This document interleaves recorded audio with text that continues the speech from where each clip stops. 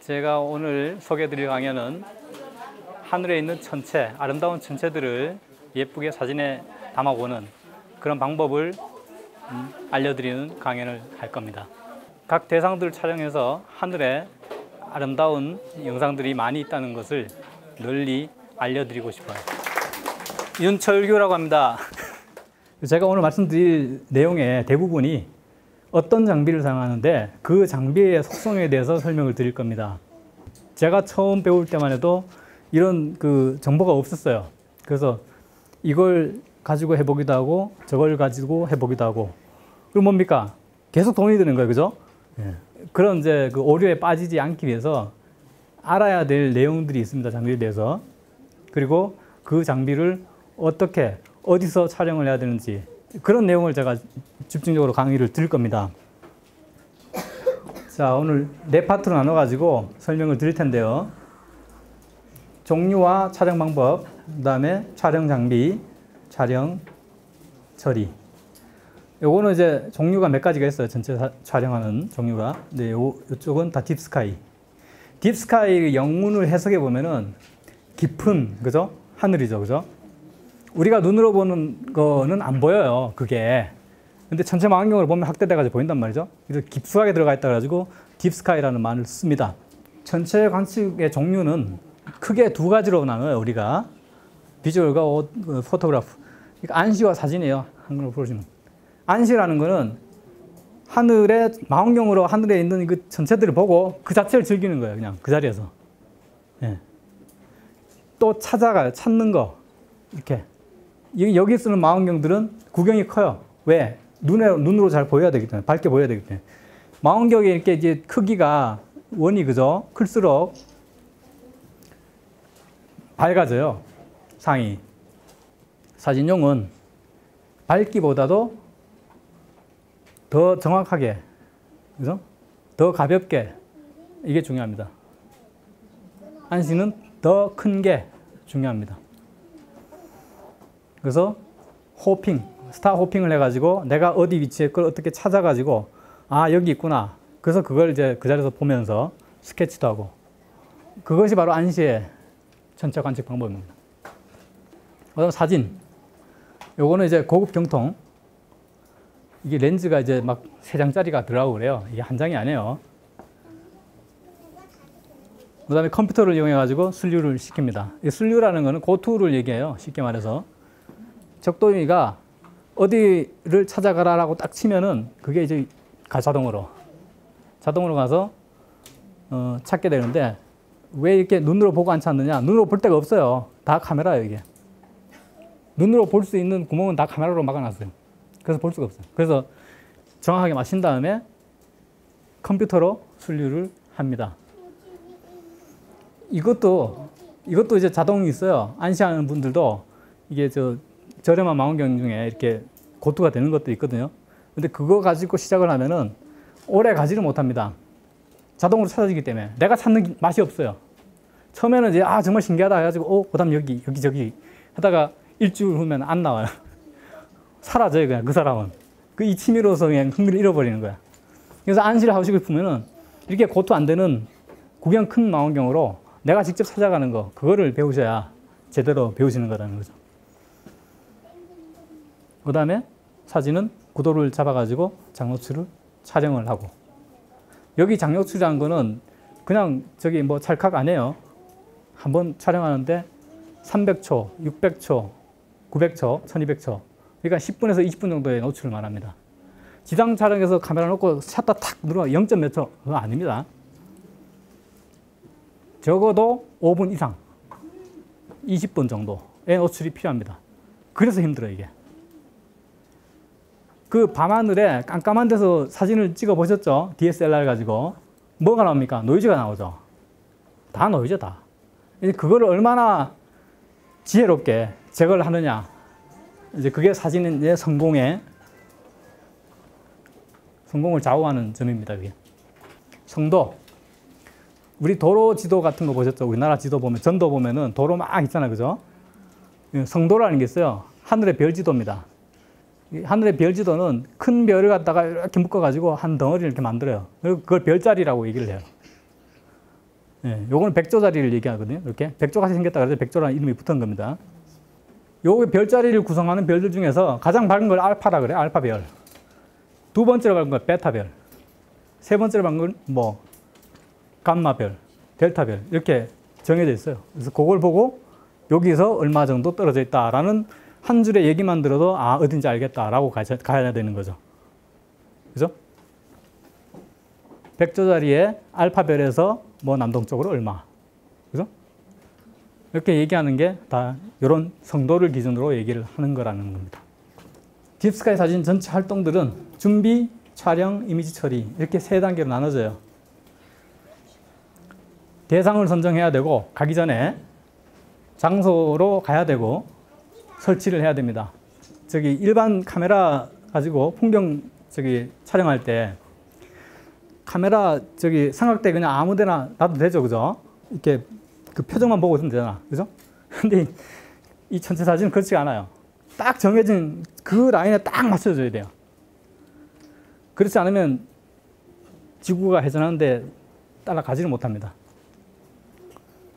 그 다음에 촬영, 고투, 아까 말씀드렸던 고투 해야 되겠죠. 그 다음에 구도를 확인해야 되겠죠. 정확하게 중앙에 들어오는지. 그 다음에 오토가이드라는 게 또 이따가 나옵니다. 오토가이드. 그 다음에 이제 여러 장을 또 촬영을 해야 돼요. 그러니까 아까 300초나 뭐 600초 차를 갖다 한 장 찰칵 찍고 마는 게 아니에요. 그거는 한 장 가지고는 노이즈를 뺄 방법이 없습니다. 그래서 그거를 10장 이상을 찍어야 돼요. 10분짜리 사진을 갖다가 10장 이상을 찍어야 됩니다. 그러면은 하룻밤에 촬영 나가가지고 거의 4시간, 5시간을 한 대상을 찍는 거죠. 그죠? 잘못 걸리면은 이렇게 넘어가요. 넘어가서 더 이상 못 찍는 상황이 발생하거든요. 그런 것도 계산을 해줘야 돼요. 그래서 촬영 대상을 그날 찍을 촬영 대상을 미리 선정을 하셔야 돼요.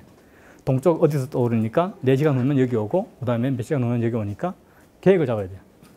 그 다음에 이미지 처리. 그거 촬영한 다음에 뭡니까? 아까 이 노이즈를 빼야 되니까 여러 장을 갖다가 어떤 식으로 연산을 시켜가지고 어떻게 빼는지 이런 것도 아셔야 된다. 촬영 방법 몇 가지가 있습니다. 간단하게 넘어갈게요. 이거는 일주 촬영 이렇게 생긴 거를 촬영합니다. 이렇게 요거는 쉬워요. 그냥 요 방향에다 놓은 저기 삼각대를 갖다 그냥 삼각대를 놓고 노출만 해주면 돼요. 약 3분이나 4분 정도, 3분에서 5분 정도의 노출로 계속 4시간 동안 놔두면 돼요. 그냥 릴리즈 아시죠? 릴리즈 사용해가지고 이렇게 놔두면 돼요. 렌즈는 최대한 광각, 최대한 많이 그죠? 각을 잡을 수 있는 렌즈의 화각인데 그거 이제 그 초점 길이와 연관이 되거든요. 초점 길이가 짧을수록 관광이고, 그죠? 초점 길이가 길수록 망원입니다. DSLR 하신 분들은 아마 400mm, 300mm, 400mm만 가면 아 이거 되게 망원이다 이렇게 말씀하실 겁니다. 그죠? 예. 전체 망원경은 600mm, 1000mm, 2000mm까지 가요. 이제 그 정도 확대를 해줘야 딥스카이가 이제 크게 찍힙니다. 그 다음에 은하수 촬영. 은하수 지나갈 때 적도일을 작은 걸 써서 스카이 트래커, 스와트, 스마트 EQ, 토스트 프로 들어보신 거 있으시죠? 이거 들어보셨을 거예요 아마 이런 적도일. 작은 적도예요 그냥. 약 3, 4kg 정도 올라가는 거.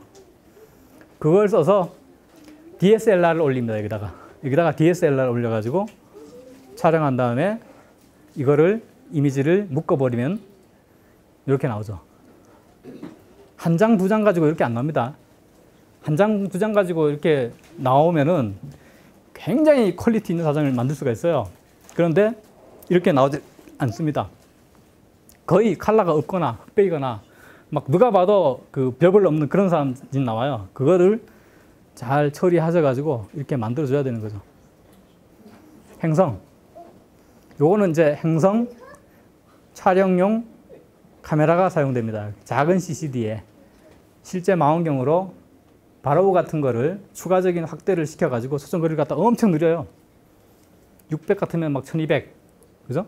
1000 같으면 2000, 막 이렇게 막 2배, 3배씩 느려가지고 굉장히 크게 찍어야 나옵니다. 딥스카이보다는 2~3배 정도 확대를 해줘야 나오는 게 이게 행성 촬영입니다. 다른 대체적으로 쉽게 촬영을 할 수가 있어요. 이거 아까 행성 촬영 시스템 구축해가지고 그대로 달러가면은 이렇게 빠꼼빠꼼한 이렇게 그죠? 크레이터 촬영을 하실 수가 있습니다. 그 다음에 딥스카이인데 이게 제일 어려워요. 그래서 제가 설명을 드리는 겁니다. 이런 거를 딥스카이, 이거 하늘에 올려다 보면은 안 보여요, 이거. 이런 거는. 하늘에 보면 점점점 별밖에 안 보이죠. 그죠? 이거 전체 망원경으로 확대를 해서 봐야 이렇게 나옵니다. 눈으로 보면은 이렇게 이게 뻘겋잖아요. 뻘겋고 파랗고. 이게 색이 구분이 안 됩니다. 눈으로 보면은 희미하게 그냥 흑백으로 저게 뭐가 있는지 없는지 몰라요. 그냥 뭐가 뭐 이렇게 있어. 그냥 먼지 같은 게. 그 정도로밖에 보이지 않습니다. 근데 그래서 사진으로 찍어두면은 이렇게 선명하게 볼 수가 있다는 거죠. 딥스카이 촬영 장비. 미리 봅시다. 이게 준비 다 하고 나면 이렇게 돼요. DSLR 메고 풍경 하시는 분들은 여기서 구도를 한번 찍고 이쪽으로 가서 또 한번 찍고 이거잖아. 그죠? 이거 안 돼요, 이거. 한번 세팅해 놓으면 끝이에요. 그 다음날 아침까지 못 움직입니다. 만약에 3일 촬영 스케줄이 있으시다 그러면 한번 박아놓고 3일 동안 써야 돼요. 잘 박아야 돼요, 근데. 처음에 잘못 박으면은 그 다음에 사진 다 날려야 됩니다. 가이드경, 가이드 카메라, 파인더, 주경, 촬영 카메라, 적도의, PC, 삼각대. 이 다 설명을 거의 드렸는데, 파인더가 아까 그 안시했을 때, 그죠? 눈으로 이렇게 찾아가는 그럴 때 쓰는 게 이제 파인더입니다. 근데 보통 사진할 때는 이거 다 떼어버려요. 떼어버리고 그냥 자동으로 고토를 해버리거든요. 이렇게 파인더를 달았다 그러면은 처음에 얼라인 할 때 한 번에 안 들어와가지고 안 들어오면 못 찾아요. 그래서 그거를 맞추기 위해서 달았다라고 생각하시면 됩니다. 기준점을 잡기 위해서. 이쪽 것도 마찬가지예요. 이렇게 주경, 가이드 카메라. 아까 이따가 오토 가이드 나오는데 그거 하려고 이제 가이드 카메라. 촬영 카메라는 그야말로 촬영하는 카메라입니다. 적도의. 가장 중요한 게 적도입니다. 요 정의는 지구의 자전축의 평행인 회전축과 그의 직각인 회전축을 가진 전체 관측 기계라고 사전에 정의되어 있습니다. 이게. 지구는 자전을 하기 때문에 우리가 찍을 대상이 움직이고 있어요. 항상. 분침보다 느리게. 그래서 삼각대로 고정시켜버리면 별이 막 이렇게 일준한 것처럼 그렇게 촬영이 되거든요. 그래서 그걸 따라가줘야 되고 그걸 따라가주는 기계가 적도입니다. 요거는 전체 사진을 찍은 겁니다. 그래서 이걸 찍으려면은 장비가 필요하다. 지구의 자전 속도와 동일하게 반대쪽으로 가주는 장비가 필요하다. 적도기가 이렇게 뭐 준비가 됐다 그러면은 그 다음엔 사진을 실제로 올려가지고 촬영할 경통을 준비를 하게 되는데요. 이 경통이 DSLR의 그 카메라 렌즈 부분입니다. 초점거리. 여기 볼록 렌즈가 있어요. 보통 보면 굴절 망원경. 이제 볼록 렌즈가 빛을 이렇게 모으잖아요. 꺾어서. 그죠? 빛을 꺾는다 그래가지고 굴절시킨다라는 말을 쓰기 때문에 굴절 망원경이라고 이름 붙였어요. 앞에, 망원경 앞에 이렇게 볼록 렌즈가 있으면은 다 굴절 망원경이다. 이렇게 초점을 이렇게 맞춰가지고 요 상을 맺는 지점이까지의 거리가 초점 거리라고 하는 겁니다. 이 거리가 길어지면 뭡니까? 대상이 확대돼가지고 시야가 좁아지는 거고, 요 거리가 짧아지면 상이 작아져서 시야가 넓어집니다. F수라는 게 또 나와요. 이게 F수. F수는 F넘버라고 얘기를 하는데, 이거 밝기예요, 밝기. 렌즈의 밝기를 F라고 이제 표현을 해서 얘기를 합니다. F1.0, 뭐 F2.5, 그죠? 예. F수에서 이제 넘버가 작을수록 밝아요, 렌즈가. 같은 구경을 갔는데 뭐 이렇게 F수가 얼마다 그러면 거기에 대비해 가지고 렌즈가 밝은 거다 어두운 거다 이렇게 얘기를 합니다. 그 다음에 이제 색수차라는 얘기가 나와요. 색수차. 볼록 렌즈는 빛이 통과해 가지고 굴절을 시키면은 그 굴절율이 틀려요. RGB가 이렇게 청색, 녹색, 붉은색이 굴절율이 틀려 가지고 초점 맺히는 위치가 틀려요. 아포크로매틱, 트리플릿 아포크로매틱 렌즈라는 걸 쓰게 됩니다. 얘는 크라운하고 프린트 두 장 들어갔죠. 얘는 앞에 프로라이트 들어가고 두 장에 프린트하고 이렇게 크라운 들어가요. 그래서 세 장을 이뤄 가지고 이 RGB가 초점이 일치합니다. 이렇게 만들어졌어요, 이게. 자, 렌즈 구현했다는 색소차 제거 능력, 요거 한색 색소차를 교정하기 위해서는 심플 렌즈라고 얘기를 하고, 이색 색소차 교정하기는 아크로매틱, 삼색 색소차에는 아포크로매틱, 우리가 아포크로매틱을 산다 그랬잖아요. 사색 색소차에는 슈퍼 아크로매틱, 슈퍼 아포가 아닙니다. 슈퍼 아크로매틱입니다. 오색은 하이퍼 아크로매틱 렌즈라고 불러요. 근데 상용이 안 됐어요. 사색, 오색은. 이거는 야, 누가 성공했더라 라는 얘기만 들리는 거고, 이거는 그냥 이론상 나오는 얘기고. 그래서 지금 이렇게 상용화된 거는 아포크로매틱 렌즈가 맞습니다. 이 경통이 이렇게 저쪽에 대물 렌즈가 있고 이렇게 됐다. 여기 휠, 초점 맞춘 휠이 있죠. 그죠? 예, 그거 생각하시면 돼요. 휠을 짝짝짝 당겨가지고 앞쪽에 이렇게 맞춘다. 뒤쪽으로 뺀다. 이렇게 생각하시면은 삼색 아포크로매틱 요거죠. 노란 거. 요 기준으로 맞췄을 때 거의 일치하죠. 색이. 그죠? 예? 그죠? 블루, 그린, 레드. 일치하잖아요. 사색, 거의 더 정확하죠.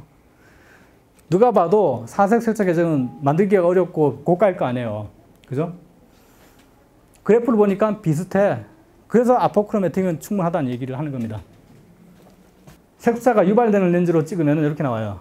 바깥쪽이 이게 일치가 안 돼가지고 이렇게 노란색이 가이드라인이 그려졌죠. 그죠? 근데 아포크로매틱을 쓰면은 일치가 돼가지고 선명하게 그 부분이 그 빛이 산란되지 않고 모여져 있기 때문에 더 선명하게 더 정확한 컬러로 나오게 되어 있습니다. 아까 나왔던 강시아 화각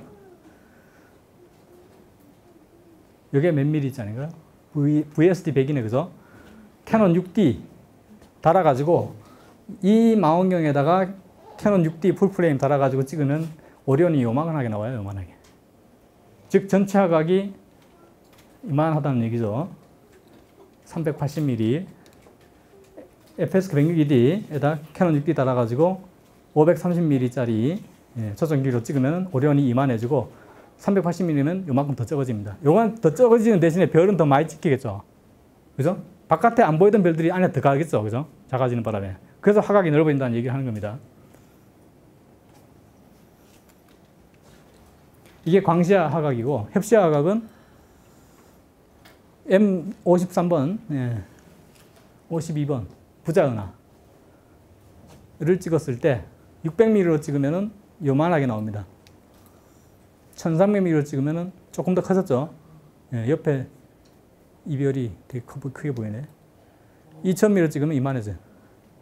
그래서 이런 사진이 칵 올라오면 전부 다 막 이렇게 초점이 긴 걸 찍었다고 생각을 하셔야 돼요.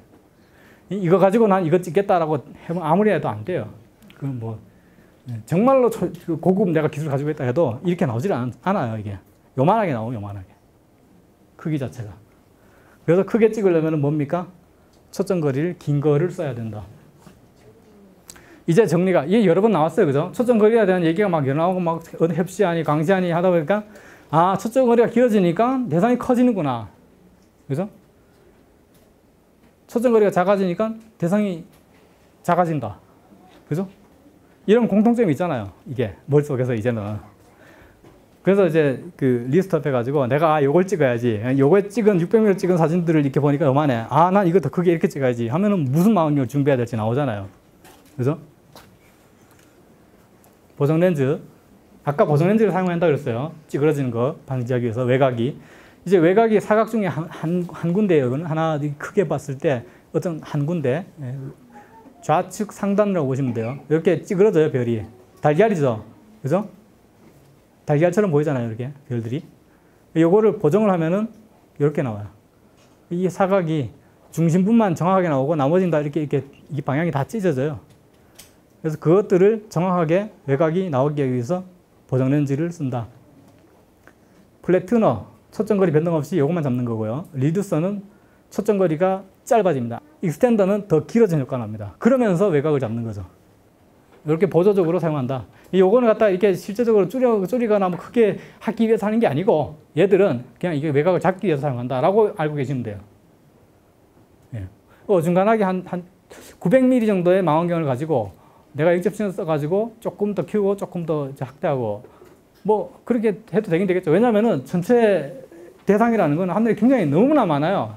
크기가 너무 다양한 게 너무나 많아가지고 이거를 이렇게 해가지고 이렇게 찍으면 되겠다라고 이제 구도가 나오면은 그렇게 하시면 돼요. 근데 원천적으로는 이거는 요거 잡기 위해서 쓰는 거다. 비록 2가지 이상의 기능을 가지고 있어도 그냥 외곽 잡는데 사용하는 거다라고 알고 계시면 됩니다. 열선. 밤에, 그죠? 밤에 이슬이 굉장히 많습니다. 우리나라가. 여기, 울지는 더 하겠죠. 그죠? 바다가 바로 옆이니까. 뭐, 새벽에 되면 해무가 생기죠. 예, 해무가 막 생겨가지고. 그게 다 이제 관측에 방해를 주는 거거든요. 자, 제가 측정을 해봤어요. 여기에. 7시, 저녁 7시. 그 다음에 10시 반에 이렇게 내요. 방울 보이죠? 1시 반에 이렇게 더 커졌어요. 3시 30분이니까 물이 막 흘러, 이렇게. 6시 되니까 물이 막 둘둘 흘러, 뭐 진짜 이슬처럼 이렇게 생기는 거예요. 이게 계속 밤마다 이렇게 내려요. 우리가 알게 모르게. 그래서 이 열선이라는 걸 안 하고 우선 찍으려고 밖에 내놓으면은 그냥 금세 그냥 물기가 쫙 올라가지고 찍히는 게 한 개도 없는 거야. 그죠? 5장 해가지고 찍으라고 딱 컴퓨터한테 딱 입력해 놨는데 한 3장째 보니까 없어. 상이 어디 가고 구름만 찍혀요. 이상하게. 이런 이슬 때문에 그렇습니다. 이슬. 열선을 이렇게 만들어 가지고 감아주면 됩니다. 적당히 이렇게 열선을, 니크롬선은요 이렇게 양쪽을 전원을 연결해 버리면 열이 나요. 얘가 길면 열이 줄어드는 거고 굵으면 또 열이 또 많이 나는 거고 이렇게 돼 있거든요.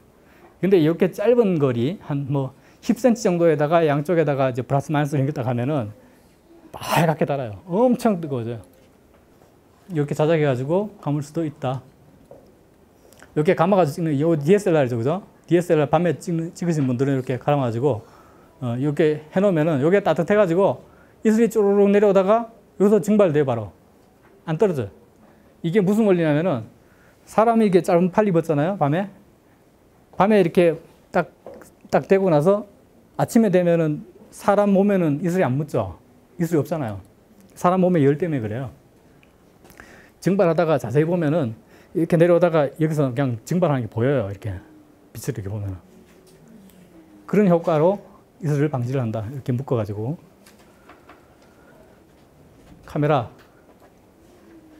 감도가 좋고 300초 이상의 노출이 가능한 카메라. 우리 핸드폰 가지고 왜 안 되냐면은 핸드폰 노출이 1, 2초가 끝이죠. 그죠? 네.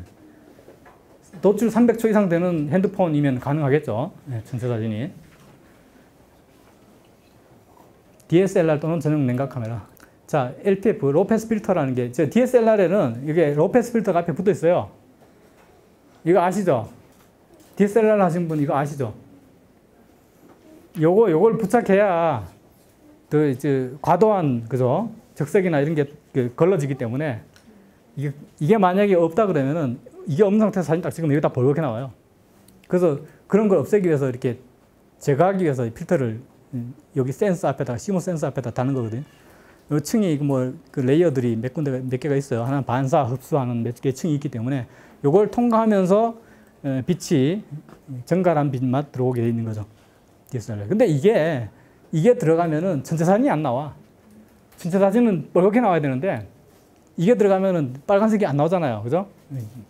그래서 이걸 제거해서 찍으면 이렇게 나오는데 이 자체가 달린 채에서 찍으면은 거의 안 나온다. 그래서 LPF 필터를 제거를 해야 사진이 잘 나온다.